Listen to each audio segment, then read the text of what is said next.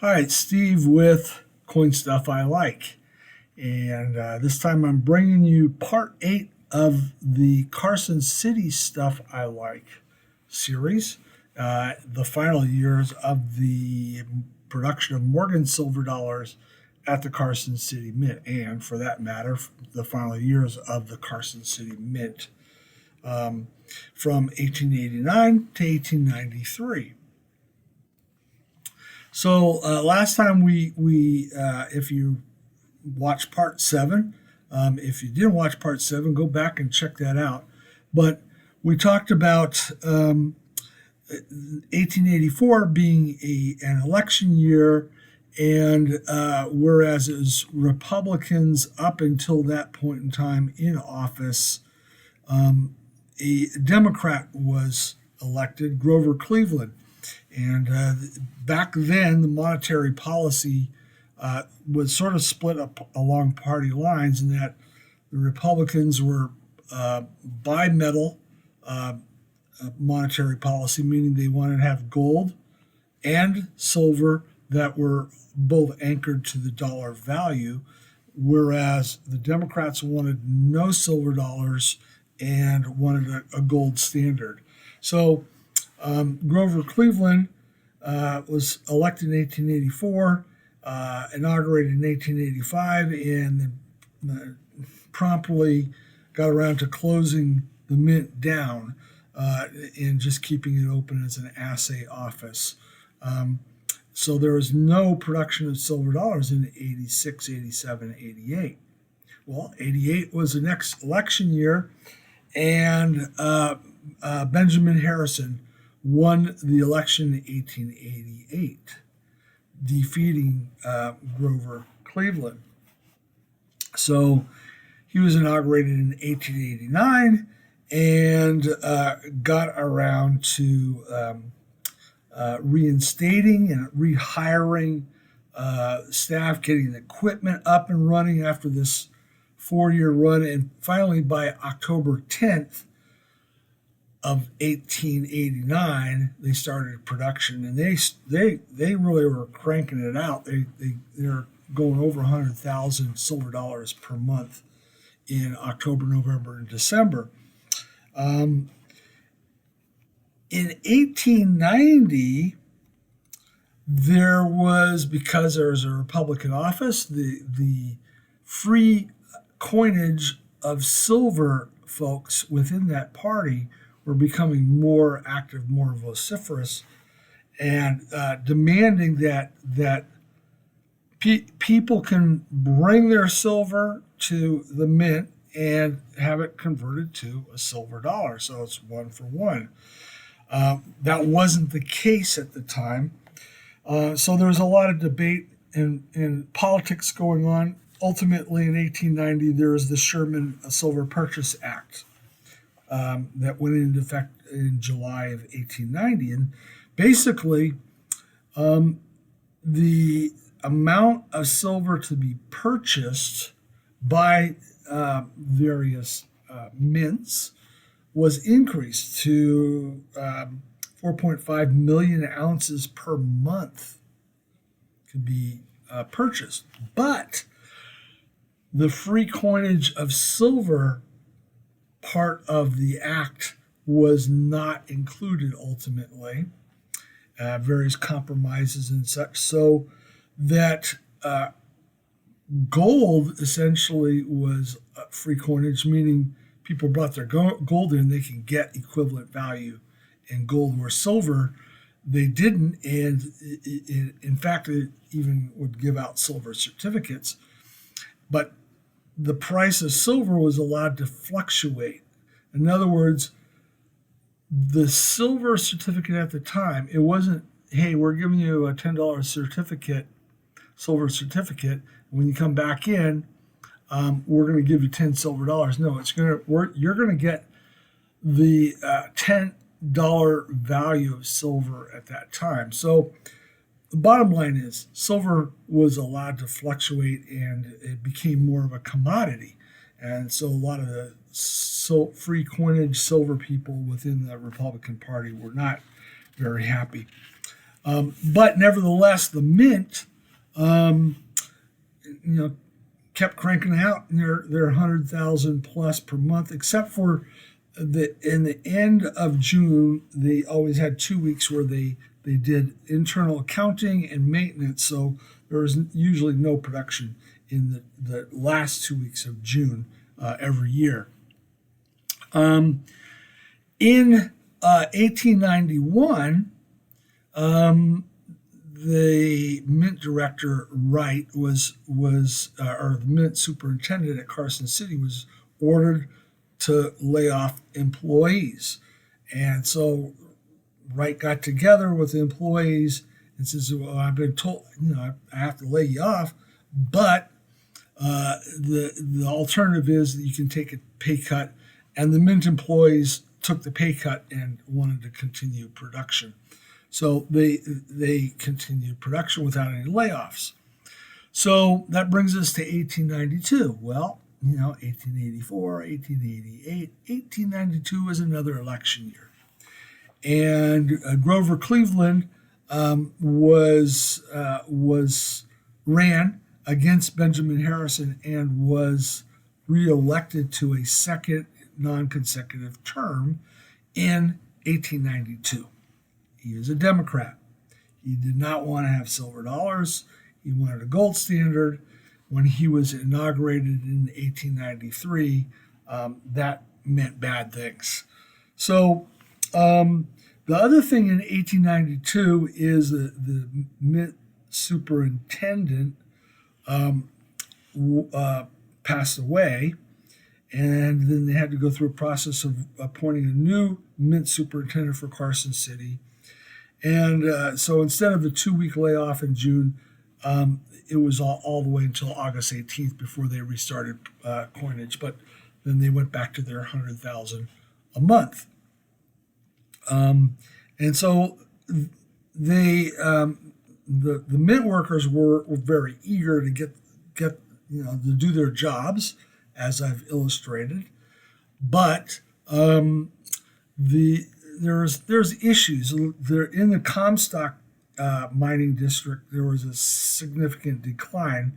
Remember, at the very start of this series, I told you that 1877 was the peak production from the Comstock lode. Well, by this period, there was a significant tailing off of production of silver and gold from the Comstock lode, and there was an exodus from the area. I mean, Virginia City had a peak population of more than 20,000 folks, and by this time in 1892, it dropped to about 7,000 in the city of Virginia City. And they're back in the peak production. There's 328 mills for stamping out ore. And by this point in time, there was only 66. So the whole silver and gold portion of the Comstock lode was really dwindling off, although there were other areas in Nevada that were producing silver. So in 1893, it was sort of the writing was on the wall because of the election of the Democratic president. And ultimately, the mint was ordered to stop coinage of all coinage, gold and silver, as of June 1st. And then also subsequently layoffs. So they had to cut from a workforce of about 66 employees at the Carson City Mint down to 20. It's interesting that at this time, the property that I currently live on was once owned by a ranch owner that originally worked in in Virginia City. His son was working at the Carson City Mint during this time, and in 1892, he left the mint and got married and moved back to his father's ranch. So there's a little bit of tie-in personally there through that particular persons employ at the Carson City Mint. So with this shutdown, it was partly political, of course, but also the end of the Carson City Mint was in part due to the decrease in silver mining production, silver and gold production, and also the cost of production. Even though Carson City Mint had the best quality control rate of the other mints, it cost more per coin to produce. So it was a more costly enterprise at the Carson City Mint. And so a combination of factors ultimately led to the demise of the Carson City Mint. Let's move on. There's a few other things that I want to talk about before going over my personal collection.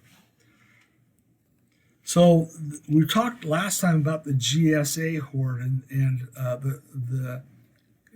the Government Services Administration, and how in the years of 1880, 1885, a lot of coins were put aside in vaults, mostly in uncirculated condition, not entirely, but mostly.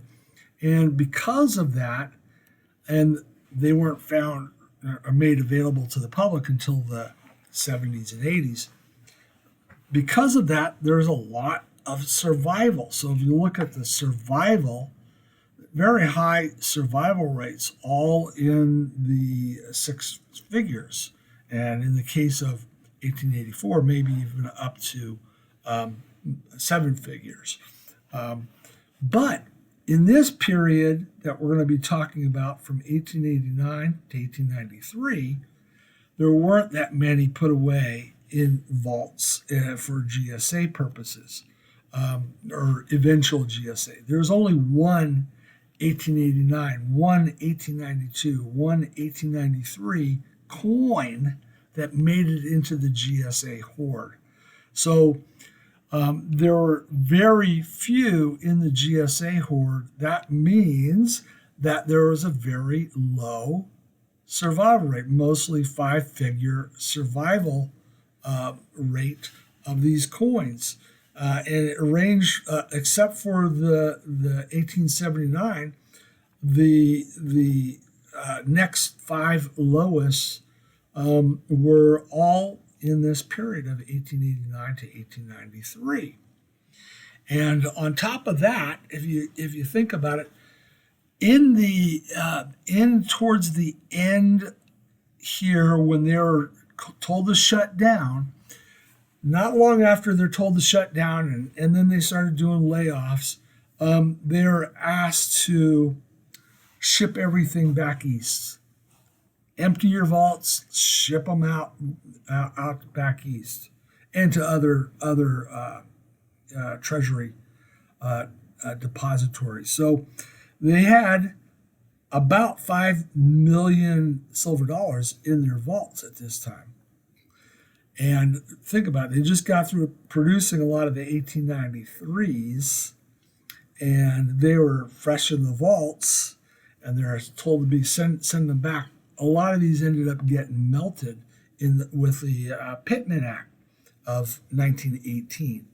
So the fact that a lot of these weren't saved in vaults, they're sent back, means that there's not a lot of survival, and there becomes some of the key dates like the 1889. So let's take a look at some of these specific coins that I have in my collection. So starting with the 1889, there's 350,000 of those minted. Remember, they started in October, November, December. They're cranking out over 100,000 silver dollars. This is the fourth lowest mintage, but it's because they didn't get started until October. The survival rate is between 11,000 and 15,000. That's about 3 to 4% of this original mintage. This is the Coinfax estimation of survival rate.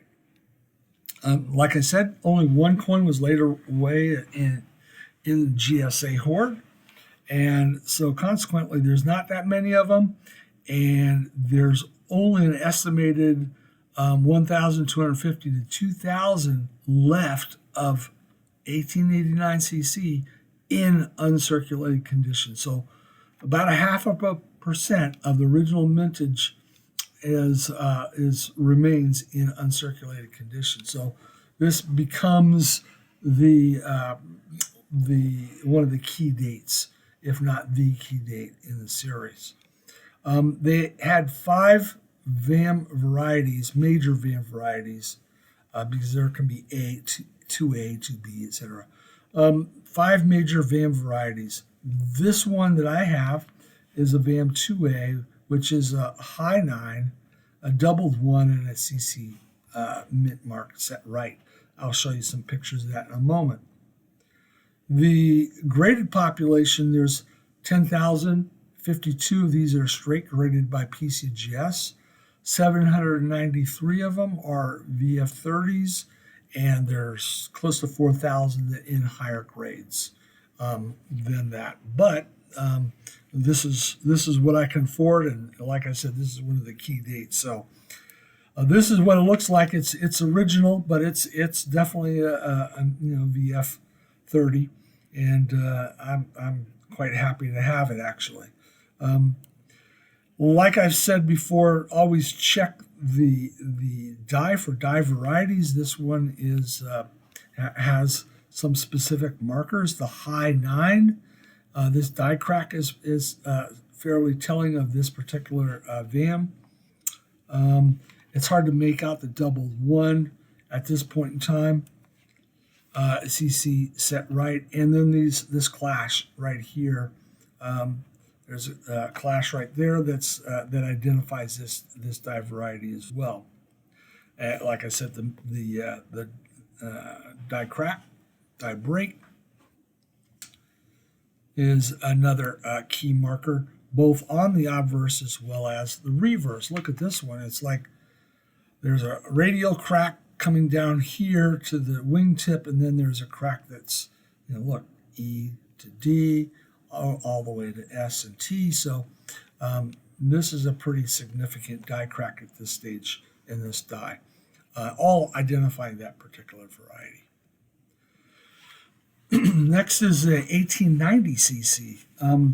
They continued with their production of nearly 100,000 a month, and you can see 2.3 million. And this is the highest mintage of the entire Morgan series from Carson City Mint. So this is the high watermark in terms of production. And of these, about 50 to 70,000, about 2 to 3% of that original mintage survive. Again, this is the Coinfax estimate. It's a little bit high. GSA, in the GSA hoard, there was maybe close to 4,000, only 0.2% of the original mintage were left mostly uncirculated into the 70s and 80s, 1970s, 1980s. This one has 14 identified VAM varieties, major VAM varieties. This is a VAM1, a normal die. This has a CAC sticker. There's 16,894 that are straight graded by PCGS. And for the CAC sticker population, there's 242 MS63s and 341 higher. So you can start getting in and working from starting mintage down to this specific population. There's not that many. That's what it looks like. It's MS63 marks on the front, nice looking reverse, and the die die one, the normal die. So this is what the date looks like, and that's where what the mint mark looks like. Pretty nice condition. In 1891, they still were producing pretty good quantity. This is the third highest mintage. 1.6 million of 1891 cc's were produced for Morgan dollars. About 55 to 75 thousand survived to this day, about 3 to 5%, which is not bad compared to some of the other ones we've talked about. They're, again, not a lot, only 5,687 available in the GSA in the 70s and 80s, so 0.4%, not many. So again, this is you can get these because there's a high mintage. And there are 8 main VAM varieties. This one is a VAM 3, top 100 VAM. So it's a double profile, CC over CC, but most importantly, and its name is the Spitting Eagle, 1891 CC Spitting Eagle, VAM 3.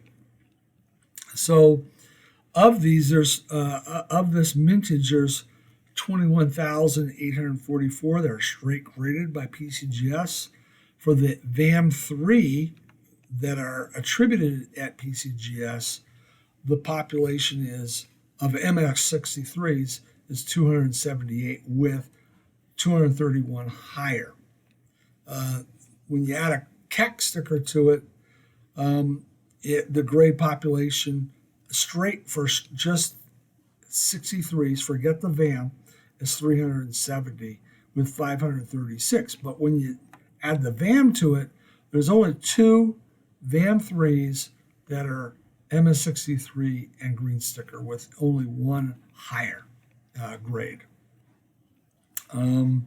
So let's take a look at this one. Again, you got to look at when you buy a coin. This is not attributed, but when I got it and I looked at it, I go, oh my goodness, look at this thing. You can actually look in this picture. You can actually see it right here. I'll show you close-ups. Yeah, it's an MS63. You can see the MS63 marks typically. But look at that thing. It's a die gouge that looks like a spitting eagle. It's great. It's a great VAM, top 100. It also has a CC over CC. You can see the CC over CC markings here. There is some doubling. You can see it here at the nose, some at the chin. So there's some doubling in the profile. All markers, there's a little bar right here, a little die gouge that runs across right here, and these lighter die scratches here. They're markers as well, but the bottom line is, it's pretty easy to see. And just got to look at your coins. Now, here's a question. Maybe you answer it in the comment section. This one here, I've had a couple of other unattributed top 100, top 40 VAMs that can be attributed by PCGS, but the value bump is only about $40 or $50. So it barely, you're at a break even if I send it back in to get attributed. This one, on the other hand, is about a $200 bump. So this one is one where I can send it back, get it attributed as a VM3, and increase the value by having the attribution on there.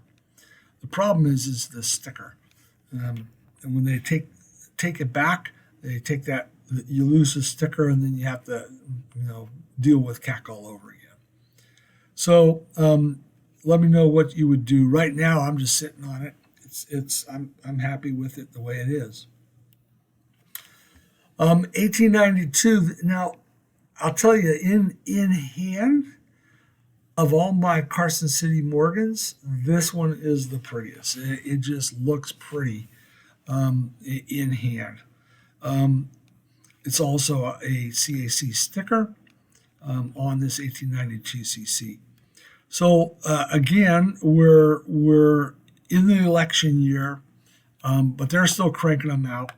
Um, Remember that we had the passing of the mint superintendent. So between the period in the end of June where they do their accounting and maintenance, and then his passing, it wasn't until August, so they missed out some production. But it's still the fourth highest vintage. About 27 to 41,000 survive to this day. Coinfax says a little bit higher, but about 2 to 3% of the original vintage survive. They weren't put away for the GSA, and so that's contributed to a lower survival rate based on that high mintage. There's 14 VAM varieties, main VAM varieties. This one is a VAM 14A, which is a far slanted date, double profile and cap, and the CC's tilted left. There are 12,609 that are straight graded by PCGS. Of the 1892 CCs, they have a CAC sticker. There are 266 that are MS63 with a cap sticker and 313 higher. This is what it looks like. Again, it's a 63, but I'll tell you in hand, this is a beautiful coin. Just looking at these pictures, you can sort of appreciate the die cracks on the periphery of this coin. And we'll get a picture a little bit closer. So this is a far date, and you can see that it's slanted upwards towards the 2, slanted upwards. These die cracks are characteristic, and you can see the way they're forming. They're very likely to form a internal die breaker, internal cud, so to speak. At some future die state. Same thing here. This is a characteristic with some overlying die cracks in this area going this way, and then also here and here. That's characteristic of this VAM. The die cracks on the reverse, you can see you already have a small loss of die material here, so it's a little bit small to call it internal cut, but you can see die crack with some loss of material here, and then you start splitting off into 2 different directions here. That's characteristic of this particular VAM. You can see a little bit of doubling here along the nose. You can see some doubling here at the top of the cap, right in here. It's not major, but it helps you identify the die. There's another die crack on this one. And then the reverse is sort of tilted left. And again, the die cracks running up and between the two C's. They're characteristic. They're all identifying this particular VAM. That brings us to 1893. Again, hard to find. It's remember, they're told to stop minting in June. They had already had 677,000 up through June, but they're told to stop at that point in time, and so consequently the 5th lowest mintage. There's only 12,000 to 14,000 of these that survive. That's about 1.8 to 2%. Coinfax is a little bit more. There's only one of these that ended up in the GSA hoard. And like I said earlier, probably a substantial number of them were melted because they weren't circulated, and they probably were put away but melted with the Pittman Act. There are 5 VAM varieties, or major VAM varieties, and this is VAM 2A with the CC mint mark tilted right. There's 27,200 of these that are straight graded by PCGS, and the population of VF40s is 4,843, and there's over 2,000 that have higher grades than this. So another VF30 at the last of the silver dollars produced by Carson City in 1893. This one looks original, but definitely VF30. But to me, it's a pretty coin because of the significance behind it. There's the CC tilted right, as you see, oriented off to the right there, identifying this particular die. Other die markers are the clash that you can see here. Even on a VF30, there is a clash there on the reverse, and the obverse clash right under the neck, which also identify this die. And then lastly, this die crack is pretty characteristic as well. It runs from the tip of the eagle's left wing through the A, over the M, up through the M, top of the M to the E, top of the E to the R, I, and it continues to go around. So the location and nature of that die crack is also a die identifier. So there you have the background on these 5 coins and some stills. Let's move on to some live video of these particular coins.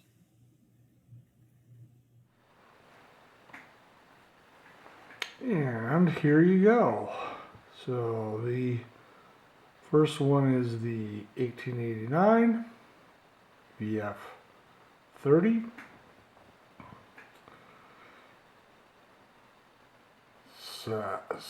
Certainly has that circulated appearance to it, but it's very pretty. It's original. It's very nice. And there's the reverse for you. Yeah, no luster, but it's original. It's got decent details. And a VF30. Next is the 1890. This has a CAC sticker to it. And there that is. MS63.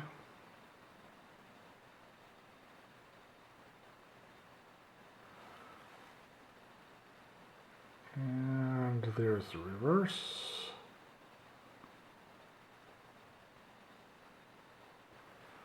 Next up is the 1891.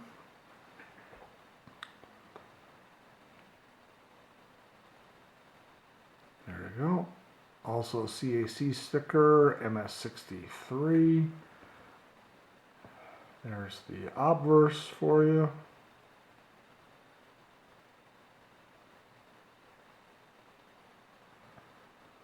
Really nice.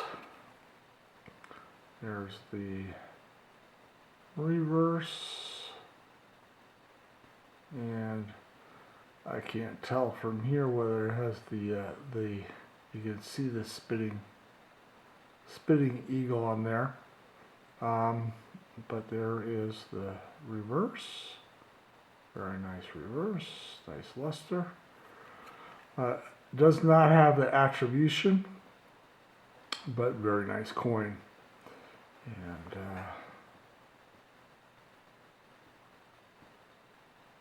there you go. Next up is the 1892. And after reviewing all the coins, between part 3 and this video here. This one here is to me is my favorite in terms of appearance. How in hand the eye appeal is very nice. There's the obverse. Again, MS63 CAC sticker. Oh, sorry about that focus. There we go. And there it is on the obverse.